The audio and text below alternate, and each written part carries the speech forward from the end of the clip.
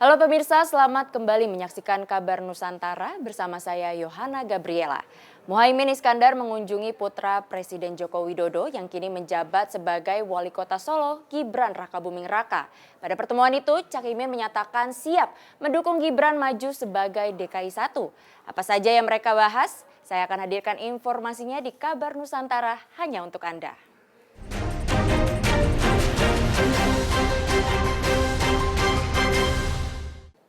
Nyaris setiap hari selalu terjadi kebakaran di Jakarta. Namun musibah kali ini sangat menyedihkan. Kebakaran menghanguskan 4 rumah kontrakan di Matraman, Jakarta Timur, Kamis pagi. 10 orang meninggal dunia dalam musibah tersebut.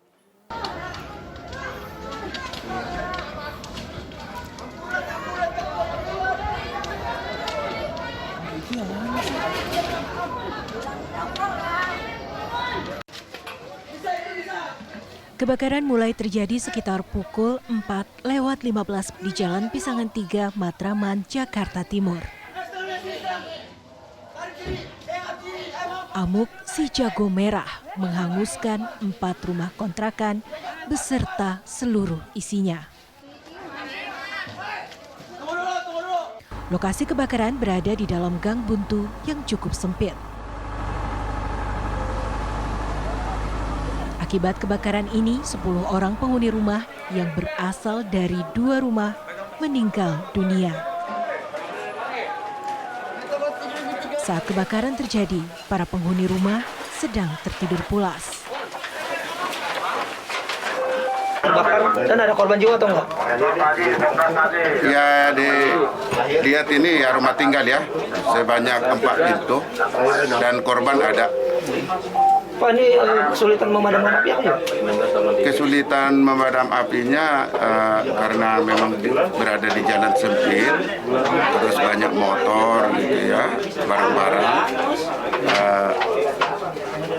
Ruang masuk kita aja yang memang agak sulit.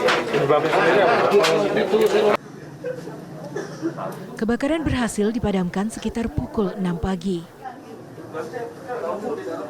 Dugaan sementara kebakaran terjadi karena hubungan arus pendek listrik di salah satu rumah kontrakan. Kebakaran dari rumah yang petak 1 ya, ini ada 5 petak kontrakan yang awal kebakaran dari petak 1. Yang paling ujung situ ya. Kalau petak kedua sini aman, maksudnya korban penghuninya langsung keluar dengan istrinya karena melihat api dan tidak sempat bangunin yang ujung karena mungkin udah asap ya, dia terbangun karena asap itu langsung lari aja. 10 jenazah korban kebakaran tiba di Rumah Sakit Cipto Mangunkusumo, Jakarta Pusat. Sejumlah keluarga dan kerabat tak kuasa menahan duka yang mendalam saat menghantar ke-10 jenazah ke dalam kamar jenazah.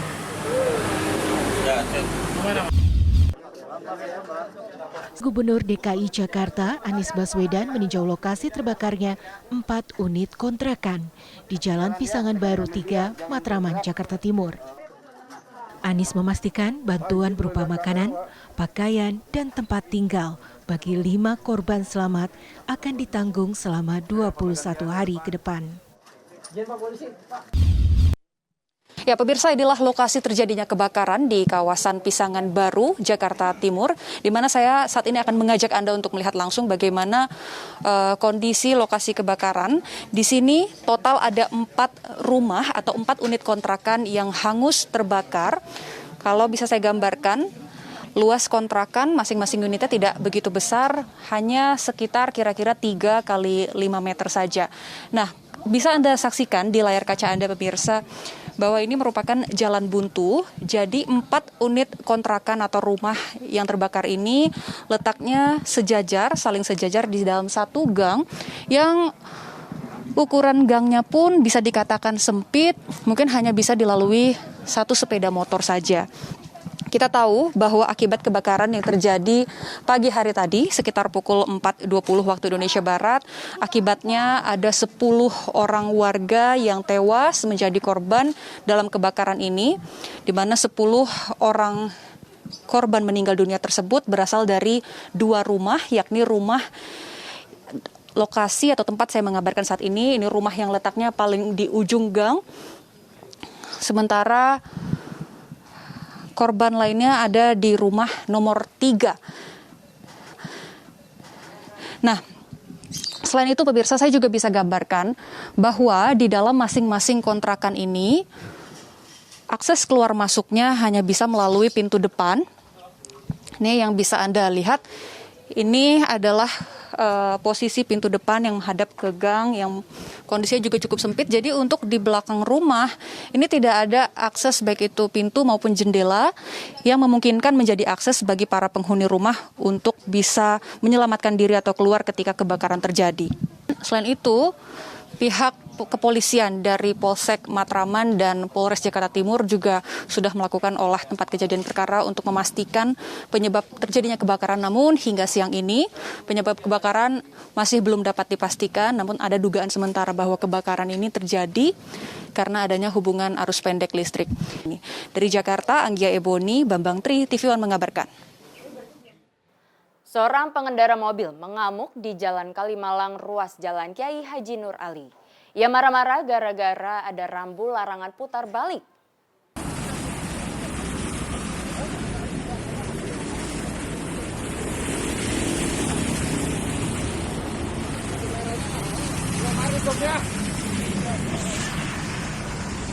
Segedean, Mbak. Warga komplain.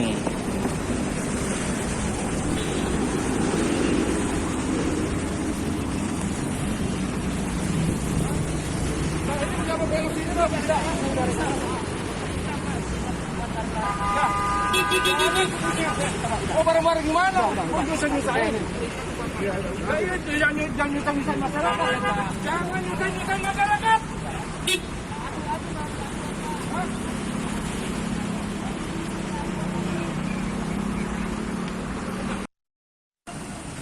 Seorang pria yang mengamuk di hadapan petugas Dishub Kota Bekasi ini diabadikan dalam video yang kemudian viral. Video ini dibagikan akun Bekasi 24 Jam. Pria ini marah-marah saat melihat rambu dilarang putar balik di jembatan apartemen Grand Kamala Lagun, Jalan Kiai Haji Nur Ali, Kota Bekasi. Saat diterangkan oleh petugas mengenai rambu larangan putar balik itu, pria tersebut malah makin panas dan mengamuk dengan merusak rambu larangan putar balik. Padahal saat itu petugas meminta si pria untuk mengajukan keluhan ke Dishub Kota Bekasi jika keberatan dengan aturan larangan putar balik yang dikeluhkan. Kalau menurut keterangan anak buah saya itu di sana, petugas yang di lapangan ya katanya tiba-tiba tahu-tahu ada di belakang aja orang itu di mobil itu. Terus dia marah-marah, kaitan jembatan ini ditutup gitu kan. Kenapa jembatan ini ditutup gitu. Dia marah-marah, langsung dia juga tadi nyabut rambu dilempar, nah, terus ke kali ya. Terus ada juga mobil lewat tadi kan, mobil Dishub itu mobil DKI itu. Kata petugas DKI, karena itu fasilitas negara, kenapa dirusak gitu. Nah, ya terjadilah debat seperti itu. Sebelumnya memang rambu dilarang putar balik ini tidak terpasang di lokasi. Saat itu jembatan Grand Kamala Lagun belum difungsikan seperti sekarang. Namun setelah jembatan difungsikan, maka pengaturan lalu lintas pun disesuaikan dan Dishub Kota Bekasi memasang rambu larangan putar balik di sana agar tidak terjadi kemacetan. Dari Bekasi, Jawa Barat, Mahsanuddin Kurniawan, TV One mengabarkan.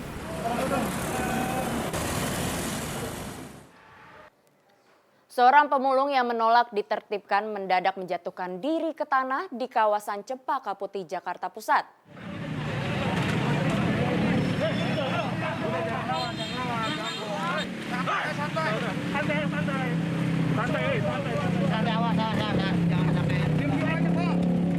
Selanjutnya ia juga berguling-guling di aspal jalan.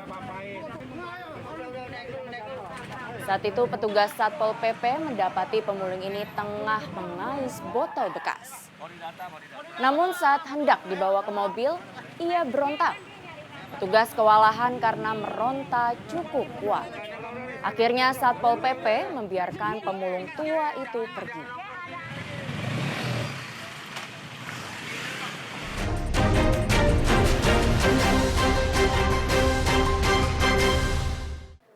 Kongres Himpunan Mahasiswa Indonesia HMI di Surabaya, Jawa Timur kembali diwarnai kericuhan saat agenda pemilihan ketua umum.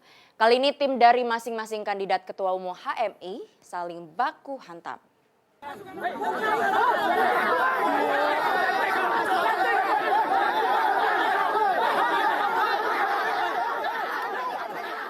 Aksi saling pukul ini terjadi usai pemilihan putaran pertama selesai. Para mahasiswa saling baku pukul di luar ruang forum gedung Islamic Center. Puluhan peserta kongres tersebut saling pukul, saling dorong, dan juga ada yang berkelahi. Sejumlah peserta berusaha melerai keributan tersebut, namun kewalahan.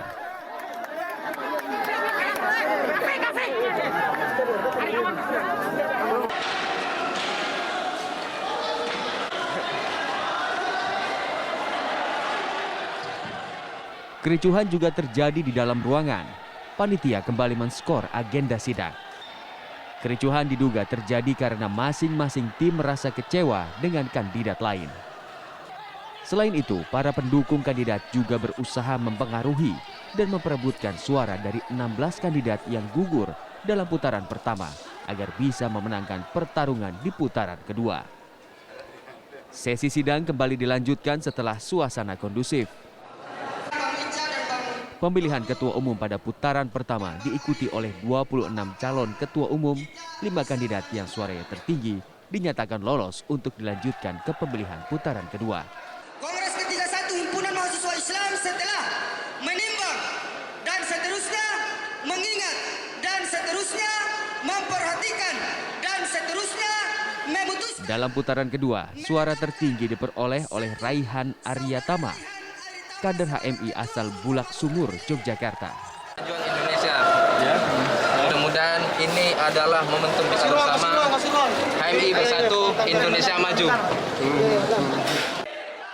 Meski sempat molor selama 3 hari dari jadwal Kongres HMI ke-31, dinyatakan telah usai. Ketua Umum terpilih berharap Kongres Surabaya bisa menjadi momentum menyatukan seluruh kader HMI di tanah air. Sebelumnya, Kongres HMI berujung ricuh. Sejumlah kader mengamuk dengan membanting kursi hingga memecahkan pintu kaca gedung. Dalam kericuhan tersebut, 6 mahasiswa diamankan. Dari Surabaya, Jawa Timur, Samsul Huda, TV One mengabarkan.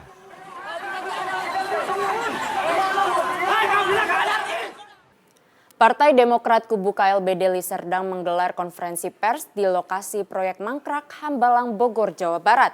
Mereka meminta agar penyelidikan kasus Hambalang dilanjutkan oleh KPK. Sebab meski ada pihak yang sudah mempertanggungjawabkan perbuatannya, tetapi masih ada yang belum tersentuh proses hukum. Kubu kontra Ketua Umum Partai Demokrat Agus Harimurti Yudhoyono atau Kubu Kongres Luar Biasa Deli Serdang menggelar konferensi pers di lokasi proyek Mangkrak, Hambalang, Bogor. Salah satu inisiator Kongres Luar Biasa Deli Serdang, Makso Pakua, menyatakan Hambalang adalah saksi sejarah kelam bagi Partai Demokrat. Kasus korupsi Wisma Atlet Hambalang yang menjerat sejumlah atlet Demokrat menjadi penyebab rontoknya elektabilitas partai.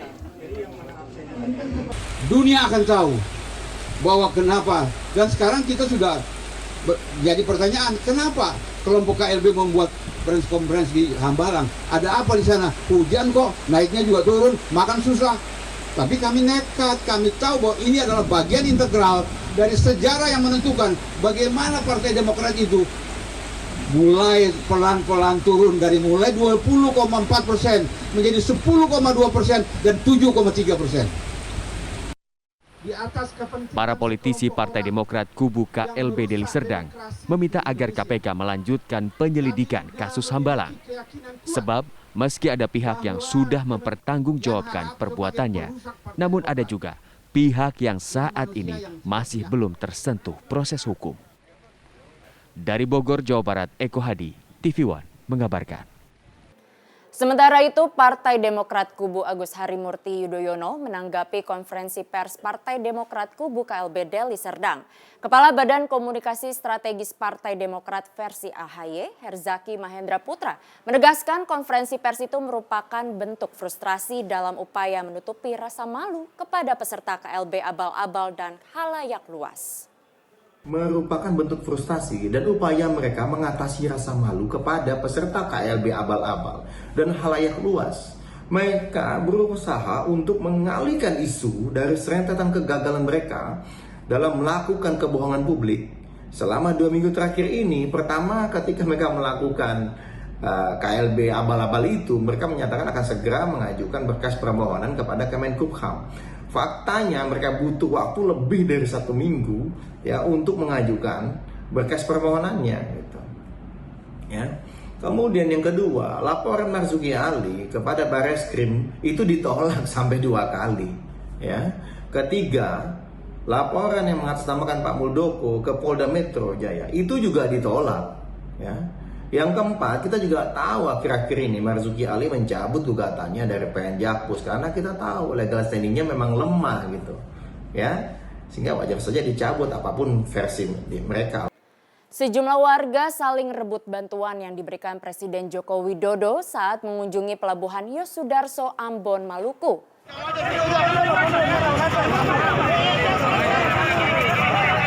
Presiden Joko Widodo membagi-bagikan bantuan sembako yang sudah ia siapkan saat melakukan kunjungan kerja ke daerah Ambon.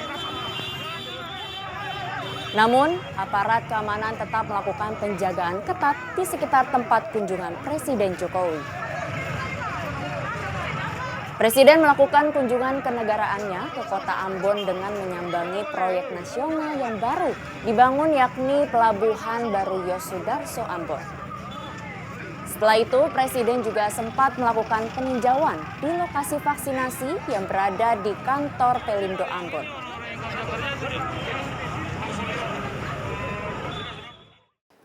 Presiden Joko Widodo berdialog dengan para nelayan di Provinsi Maluku untuk mengetahui situasi yang dihadapi nelayan setempat di kala pandemi COVID-19. Dialog berlangsung di Dermaga Huseka Ahitu, Kabupaten Maluku Tengah. Di sela-sela kunjungan kerjanya di Provinsi Maluku, Presiden Joko Widodo berdialog dengan para nelayan untuk mengetahui situasi yang dihadapi nelayan setempat, terutama situasi di kala pandemi COVID-19.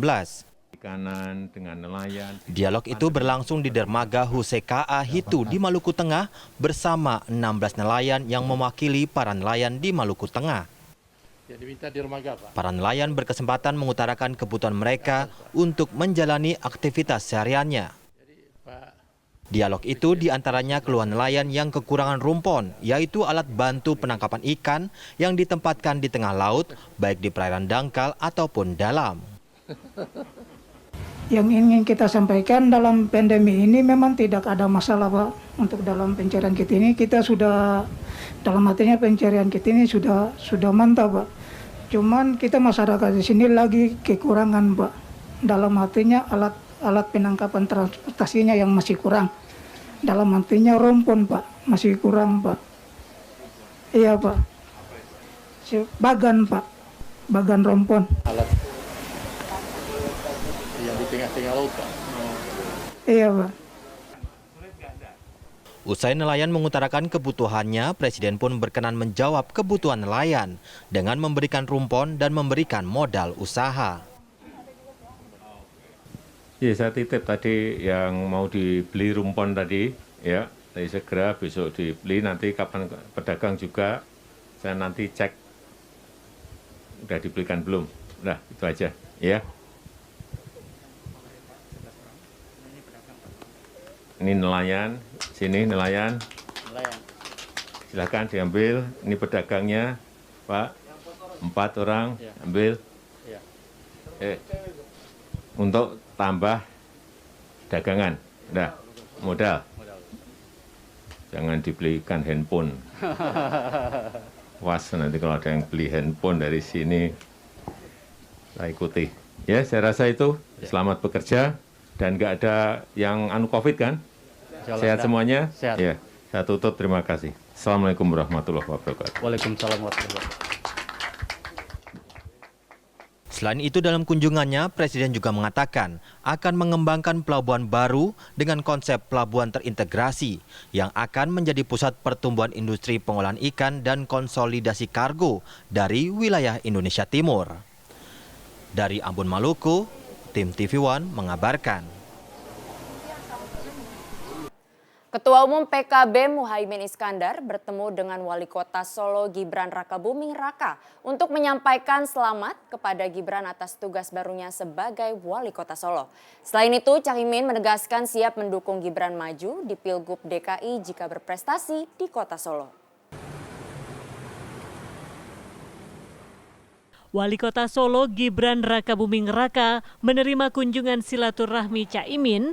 Salah satu tujuan kedatangan Caimin untuk mengucapkan selamat secara langsung kepada Gibran atas amanah barunya sebagai Wali Kota Solo. Ketika disinggung akankah PKB mendukung Gibran jika nanti Gibran maju ke Pilgub DKI Jakarta, Caimin menegaskan siap mendukung, namun Gibran harus berprestasi terlebih dahulu di Kota Solo. Makanya sukses dulu Solo, bisa kemanapun. Insya Allah lah, Mas Gibran ini pemimpin masa depan yang sukses di Solo, akan membawa kemajuan di mana-mana. Siap mendukung artinya? Siap lah pasti. Sementara itu, Gibran sendiri menyatakan hingga saat ini ia masih ingin fokus pada pembangunan Kota Solo saja dan belum terfikir untuk bertarung di Pilgub DKI Jakarta mendatang. Beberapa pesan, beberapa tugas-tugas juga, ya nantilah kita garap bareng-bareng. Kan cuma ngobrol-ngobrol ringan aja. Tanggapan dukungan tadi ke DKI 1 tadi? Saya tuh nyelesain yang di Solo dulu. Urusan DKI ya nanti aja. Dalam kesempatan yang sama, Caimin juga menitipkan pesan khusus kepada Gibran agar PKB dan Nahdlatul Ulama NU bisa tumbuh di Solo. Dari Solo, Jawa Tengah, Effendi Rois, TV One mengabarkan.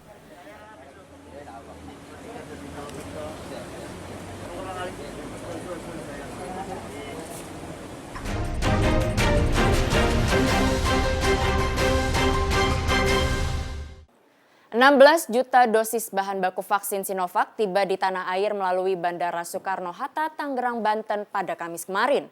Bahan baku vaksin tersebut langsung dibawa ke Bandung, Jawa Barat untuk diproduksi oleh Bio Farma. Bahan baku vaksin Sinovac tiba di Bandara Soekarno-Hatta, Tangerang sekitar pukul 11.48 siang dengan pesawat Garuda Indonesia. Vaksin berbentuk bulk tersebut langsung dikirim dengan 3 unit truk menuju Bandung, Jawa Barat untuk diproduksi oleh Bio Farma. Perjalanan vaksin menuju Bandung mendapat pengawalan ketat tim gabungan TNI Polri. Hal ini untuk memastikan vaksin yang dibawa tetap dalam kondisi aman. Bahwa hari ini kita berhasil mendatangkan vaksin COVID-19 tahap ke-7 dari keseluruhan tahap sebesar 16 juta vaksin dalam bentuk bulk. Dari 16 juta tersebut secara kumulatif kita sudah punya berarti 53,5 vaksin, bulk vaksin. Kedatangan vaksin ini diharapkan dapat menambah jumlah vaksinasi yang dilakukan di berbagai daerah di Indonesia. Dari Tangerang, Banten, Yohana Gabriela, Bowo Iman, TV One mengabarkan. Beberapa waktu lalu, seorang ibu kepala desa yang selingkuh dengan perangkat desanya dilabrak sang suami saat sedang berduaan. Kini suami ibu kades melaporkan perselingkuhan tersebut kepada polisi.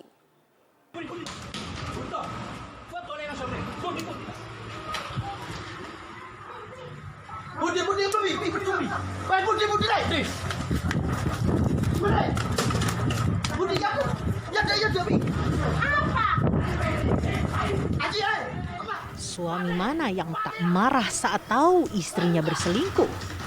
Eko Martono sangat marah saat mengetahui istrinya yang merupakan seorang kepala desa berselingkuh dengan perangkat desa. Eko pun menggerebek istri dan selingkuhan sang istri sedang bermesraan di sebuah kamar hari Minggu lalu. Kekasih Bukades pun jadi bulan-bulanan warga. Menurut Eko, asmara terlarang antara istri dan selingkuhan sang istri tersebut pernah terendus 3 kali. Namun saat itu ia gagal menggerebeknya. Kepala Desa Worgale. Jadi saya kan masih belum cerai. Ini kan saya karena dibuang karena ada orang ketiga itu, Pak. Jadinya akhirnya saya grebek, nggak bisa pindah ini, Pak. Berapa kali? Kemungkinan saya tahu dari gambaran 3 kali sudah masuk ke sini. Jadi saya sekarang itu tadi jam 8.30 dia masuk ke sini. Jadi saya intai dari kemarin ini udah, Pak. Kok diketahui, Mas? Iya, diketahui dari keluarnya dari rumah saya tutupi, Pak. Akhirnya saya ngajak saksi itu sekitar 10 orang dari Worgale. Ada dari orang Sumberanyar di sini, Supri yang ikut, yang punya wilayah sini lagi, Pak, yang ikut, Pak. Jadi yang mengikuti masa itu banyak sekali tadi, Pak. Sekarang posisinya gimana, Mas? Apa? Posisinya gimana? Posisinya di sana. Waktu saya digerebek itu waktunya akhirnya dia lari, nggak pakai klub baju, Pak. Kabur berarti. Kabur. Larinya ke masjid. Di masjid dimasa sama orang-orang banyak, Pak. Eko tak puas hanya menggerebek istrinya yang berselingkuh di depan matanya. Kini Eko melaporkan perselingkuhan tersebut ke Mapolsek Nguling, Kabupaten Pasuruan, sore tadi. Eko didampingi 2 pengacara. Ia menceritakan perselingkuhan antara istrinya Rini Kusmiati dan Salam, si perangkat desa. Eko mengaku sakit hati karena ia selama ini sangat mendukung istrinya jadi kepala desa. Namun begitu terpilih, Bu Kades malah menjalin asmara dengan pria lain.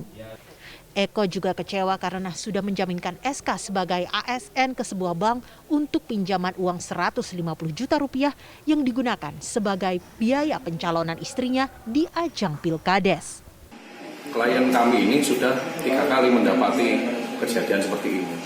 Nah, ini kan juga sudah habis kesabaran, sudah dikasih kesempatan 2 kali dan lagi klien kami ini untuk pencalonan kepala desa kemarin mengeluarkan biaya itu ya cukup banyak, bahkan sampai mengajukan utang ke bank sekitar 150 juta dan itu selama 15 tahun cicilannya. PNS, Pak Eko PNS. Laporan Eko sudah diterima piket SPKT Polsek Nguling. Sebagai langkah awal, polisi akan memintai keterangan saksi dan mencari barang bukti baru untuk pengusutan. Sebelumnya, saat Eko menggerebek istri dan sang selingkuhan, polisi sudah mengumpulkan barang bukti berupa sprei, sepeda motor Bu Kades, dan sepeda motor Salam, sang selingkuhan. Saat itu polisi juga sudah membawa Salam ke kantor polisi untuk dimintai keterangan. Dari Pasuruan, Jawa Timur, Ari Suprayogi, TV One mengabarkan. Sejak warga menemukan emas di Pantai Pohon Batu, Desa Tamilow, Kecamatan Amaha, Kabupaten Maluku Tengah, Maluku pekan lalu, banyak dari mereka yang kemudian beralih profesi menjadi pendulang emas. Pemerintah desa memberikan kesempatan untuk warga untuk mendulang di pesisir Pantai Pohon Batu, namun menolak warga dari desa lain yang ingin ikut mendulang emas. Keramaian di Pantai Pohon Batu, Desa Tamilow, Maluku Tengah ini bukanlah lantaran warga sedang berwisata. Karena mereka sedang mencari emas yang mulai ditemukan di lokasi ini pada Jumat pekan lalu. Bahkan sejumlah warga mengaku telah beralih profesi dari petani ataupun nelayan menjadi pendulang emas. Dalam sehari, satu orang bisa mendapatkan 1 hingga 2 gram emas yang langsung dijual dengan harga Rp400.000 setiap gramnya. Tapi dengan adanya tambang emas itu dia muncul dengan begitu mendadak, pada akhirnya kita pun fokus selaku petani untuk menambang di sini. Karena terkait dengan COVID Corona yang ada ini, dia ditingkatkan selalu berproses dalam semua hal, apalagi yang beraktivitas untuk menjalankan kehidupan. Tambang itu namun seperti ini, tapi kita bisa merasakan langsung. Para pendulang emas berharap pemerintah tidak mengambil alih tempat ini dan menutupnya dari warga. Sementara itu, menurut anggota DPRD Maluku Tengah, Kadir Selano, pemerintah setempat juga sudah menetapkan sejumlah aturan yang harus diikuti warga saat mendulang emas. Pemerintah daerah melakukan batas-batas itu sehingga tidak ada penambangan itu dari warga masyarakat yang berada di Desa Tamilow atau Negeri Tamilow itu melewati batas merah yang memang sudah dipasang oleh pemerintah daerah. Kemarin dari pemerintah kabupaten maupun pemerintah provinsi dalam hal ini Dinas Pertambangan yang mana telah melakukan mengambil sampel terkait dengan kandungan emas yang kemudian ditemukan oleh warga masyarakat di negeri atau desa Tamilo. Itu kemudian benar adanya bahwa kandungan emas itu ada. Warga diharapkan dapat mematuhi batasan dalam mendulang emas seperti yang sudah disampaikan, agar tidak terjadi abrasi pantai. Dari Maluku Tengah, Maluku, Chris Belseran, Ogen Kasiseron, TV One mengabarkan. Usai sudah kebersamaan kita di Kabar Nusantara, jangan lupa untuk terus memperbarui informasi melalui tv1news.com. Saya Yohana Gabriela, pamit, terima kasih dan sampai jumpa.